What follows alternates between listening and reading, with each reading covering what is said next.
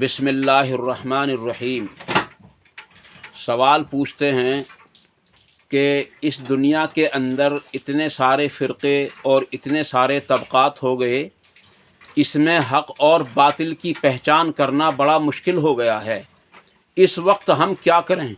کوئی دیوبندی ہے تو وہ دیوبندیت کو حق کہہ رہا ہے، کوئی بریلوی ہے تو بریلویت کو حق کہہ رہا ہے، کوئی شافعی ہے، کوئی مالکی ہے، کوئی حنبلی ہے، کوئی شیعہ ہے، کوئی سنی ہے، یہاں تک کہ بریلویوں میں بھی کوئی قادری ہے، کوئی چشتی ہے۔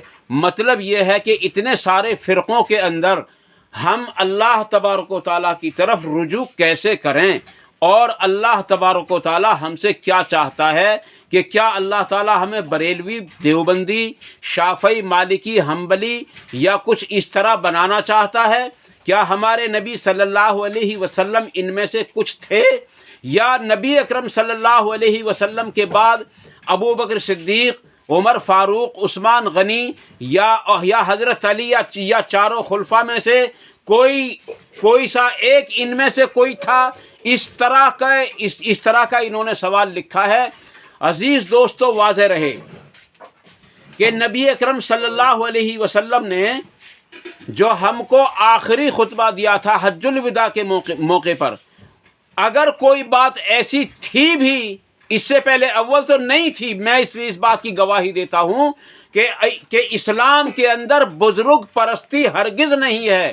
اللہ تبارک و تعالیٰ کے نبی جناب محمد الرسول اللہ صلی اللہ علیہ وسلم نے ہماری ہدایت کے لیے صرف دو چیزیں چھوڑی ہیں، اور وہ ہے ایک قرآن اور ایک دوسرا ہے اللہ کے نبی صلی اللہ علیہ وسلم کی سنت۔ آپ نے آخری خطبے میں جو حج الوداع کے موقع پر دیا تھا وہ تقریباً 9 ذی الحجہ تھی، اور میرے خیال میں جمعرات کا دن تھا شاید۔ اس میں جو آپ نے آخری خطبہ دیا تھا وہ یہی دیا تھا: لوگوں، میں تمہاری ہدایت کے لیے دو چیزیں چھوڑ کر کے جا رہا ہوں۔ ایک اللہ کی کتاب، یہ اللہ کی لٹکتی ہوئی رسی ہے، اگر کوئی اس کو مضبوطی کے ساتھ پکڑ لے گا تو وہ کبھی گمراہ نہیں ہو سکتا۔ اور دوسری چیز اللہ کے نبی نے بتلائی کہ وہ ہے میری سنت۔ صحابہ کی سنت نہیں بتلائی۔ لوگ کہتے ہیں کہ جی اللہ کے نبی کا فرمان ہے کہ میرے نبی کے میرے صحابہ ستاروں کی مانند ہیں، جس نے ایک کی اتباع کر لی وہ فلاح کو پہنچ جائے گا۔ میں اس حدیث سے اگرچہ انکار نہیں کرتا، میں اس سے متفق ہوں، لیکن وہ نبی کے صحابہ وہ کون ہوگا؟ وہ نبی کا صحابی وہ ہوگا جو نبی کی اتباع کر رہا ہوگا۔ اس سے مراد وہی ہوگا۔ اول تو اس سے اگلے الفاظ بہت ممکن ہے کہ جو حدیث میں موجود ہوں، البتہ یہ بھی کوئی ضرور نہیں کہ ساری حدیث میری نظر سے گزر چکی ہوں، لیکن یہ بہت ممکن بات ہے کہ یہ اگلے والے الفاظ حدیث کے اندر موجود ہوں کہ جس نے میری اتباع، جس نے ایک کی اتباع کر لی، ایک کی، وہ کامیاب ہو جائے گا۔ عزیز دوستو، اس ایک کی اتباع اگر ہوا بھی یہ الفاظ موجود تو اس ایک کی اتباع سے مراد وہی ہوگا جو نبی صلی اللہ علیہ وسلم کے طریقے پر ہوگا۔ کچھ لوگوں نے جھوٹ منسوب کر رکھا ہے حضرت عبداللہ ابن عمر کی طرف، کچھ لوگوں نے جھوٹ منسوب کر رکھا ہے حضرت عبداللہ ابن مسعود کی طرف، کچھ لوگوں نے جھوٹ منسوب کر رکھے ہیں الگ الگ صحابہ کی طرف کہ وہ ایسا کرتے تھے، وہ ایسا کرتے تھے۔ میں قسم یا کہتا ہوں اللہ کے نبی جناب محمد الرسول اللہ صلی اللہ علیہ وسلم کے طریقے کے خلاف ایک صحابی بھی نہیں کر سکتا۔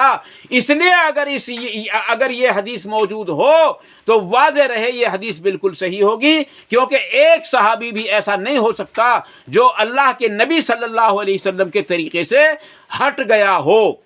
حضرت عبداللہ ابن مسعود رضی اللہ تعالیٰ عنہ اور اور حضرت عبداللہ ابن عمر رضی اللہ عنہ کا سہارا لے لے کر ان پر جھوٹی اور ضعیف حدیثیں ان کی طرف گھڑ گھڑ کے منسوب کر کر کے لوگوں نے اس طرح کی جو ہے بنیادی اصولوں کو جو ہے بگاڑ رکھا ہے۔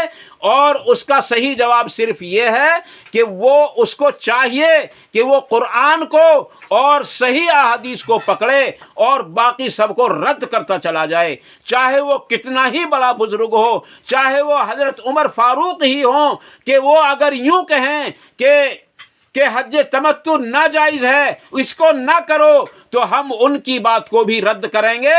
اور یہ میں ہی نہیں بلکہ ان کے بیٹے نے حضرت عبداللہ ابن عمر نے ہم سے پہلے ان کی بات کو رد کر دیا تھا، کیونکہ نبی صلی اللہ علیہ وسلم کی بات کچھ اور تھی اور حضرت عمر کی بات کچھ اور تھی۔ ہو سکتا ہے کسی ضرورت کے اعتبار سے، کسی وجہ سے آپ نے اس پر پابندی لگا دی ہو، لیکن اللہ کا شکر ہے نبی کے زمانے میں بھی ہوتا تھا اور آج بھی ہوتا ہے اور انشاءاللہ تعالی قیامت تک ہوتا بھی رہے گا۔ اس لیے عزیز دوستو، اس سے یہ پتہ چلا رد ہر ایک کی بات کا ہو سکتا ہے، اگر رد نہیں ہو سکتا تو قرآن کی بات کا نہیں ہو سکتا، اگر رد نہیں ہو سکتا تو اللہ کے نبی صلی اللہ علیہ وسلم کی بات کا رد نہیں ہو سکتا۔ اس لیے ان چیزوں سے بچنے کی کوشش کریں، فرقہ واریت سے باہر نکلیں، دیوبندیت سے نکلیں، بریلویت سے نکلیں، حنفی شافعی مالکی نہ بنیں، حنبلی نہ بنیں، بلکہ ایک محمدی بن جائیں۔ اللہ تبارک و تعالیٰ نے ہم کو دیوبندی نہیں بنایا تھا، بریلوی نہیں بنایا تھا، شافعی مالکی نہیں بنایا تھا، حنبلی حنفی نہیں بنایا تھا، بلکہ اللہ تبارک و تعالیٰ نے ہمارا نام قرآن کریم کے اندر مسلم رکھا ہے۔ تو ہم مسلم ہیں اور انشاءاللہ تعالی ہم مسلم بننے کی کوشش کرتے رہیں گے، قرآن کو چھانٹ چھانٹ کر اور احادیث کو چھانٹ چھانٹ کر ہم مکمل طریقے سے مسلم بننے کی کوشش کرتے رہیں گے۔ اور اگر کوئی بات قرآن اور حدیث کے خلاف کتنے ہی بڑے بزرگ کی ہمارے سامنے آ جائے گی، ہم اس کو رد کر دیں گے قرآن اور حدیث کے مقابلے میں۔ تو یہ اس کا صحیح جواب ہے کہ ہر آدمی قرآن اور حدیث کو مضبوطی کے ساتھ پکڑے اور علماء کرام سے پوچھیں کہ جو تم بتلا رہے ہو یہ لکھا ہوا کہاں ہے، کس حدیث کے اندر ہے، یہ حدیث ضعیف تو نہیں ہے، اور ان تمام چیزوں کو معلوم کرتے رہیں۔ اللہ تعالیٰ عمل کی توفیق عطا فرمائے۔ وآخر دعوانا ان الحمدللہ رب العالمین۔